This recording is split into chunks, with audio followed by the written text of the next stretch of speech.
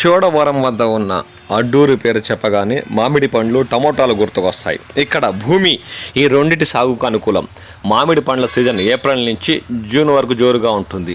అడ్డూరు నుంచి మామిడి పండ్లు బిలాస్పూర్, రాంచీ, ధన్బాద్, కోల్కతా ఇతర నగరాలకు ఎగుమతి చేస్తుంటారు. ఏటా దాదాపు 3 కోట్ల విలువైన వ్యాపారం జరుగుతుంటుంది. అలాంటి ఈ ఏడాది అమ్మకాలు కోటైనా దాటలేదంటూ వ్యాపారులు బాధపడుతున్నారు. దీనికి తోడు దిగుబడి తగ్గడం, ధర సరిగా లేకపోవడంతో ఎగుమతులు పడిపోతున్నాయని వారు అంటున్నారు. కలెక్టర్ బంగినపల్లి సువర్ణరేఖ రకాలకు జిల్లా ప్రసిద్ధి. అడ్డూరుతో పాటు మాకవరపాలెం, కన్నూరుపాలెం, నర్సీపట్నం ప్రాంతాల పండ్లను ఇతర రాష్ట్రాలకు ఎగుమతి చేస్తుంటారు. దాదాపు 12,000 హెక్టార్లలో మామిడి తోటలు ఉన్నాయి. సీజన్ ప్రారంభంలో పూత బాగానే ఉన్నా వాతావరణంలో చోటు చేసుకున్న మార్పులతో పూర్తిగా రాలిపోయిందని వారు అంటున్నారు.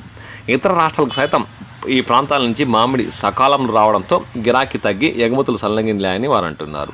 దీనికి తోడు కాయలు కోయడం, ప్యాకింగ్ తదితర అవసరాలకు కూలీ ధరలు పెరిగిపోయాయని వ్యాపారి బొక్కెం శ్రీనివాస్ తెలిపారు. కొన్ని సందర్భాల్లో భోజనం, ఇతర ఖర్చులు ఇచ్చి రోజుకు 600 కూలీ ఇస్తామన్నా ఎవరు రావట్లేదని వ్యాపారులు, రైతులు వాపోతున్నారు. అడ్డూరులో 1256 ఎకరాల మామిడి తోటలు ఉన్నాయి. కొండను ఆనుకుని భూమి ఉండడం వల్ల ఇక్కడ సాగు విస్తీర్ణం పెరిగింది. మామిడి కలిసి రాకపోవడంతో కొందరు ఏళ్ల తరబడి ఉన్న తోటలను తొలగించేస్తున్నారు. ఏటా నేను భారీ స్థాయిలో వ్యాపారం చేసేవాడిని. ప్రస్తుతం అది దాదాపు 70% తగ్గిపోయింది. 15 లక్షల వరకు కూడా అమ్మకాలు చేయలేకపోతున్నాను. మాకున్న 5 ఎకరాల మామిడి తోటకు బదులు అదనంగా మరో 100 ఎకరాల తోటను లీజు తీసుకున్నాను.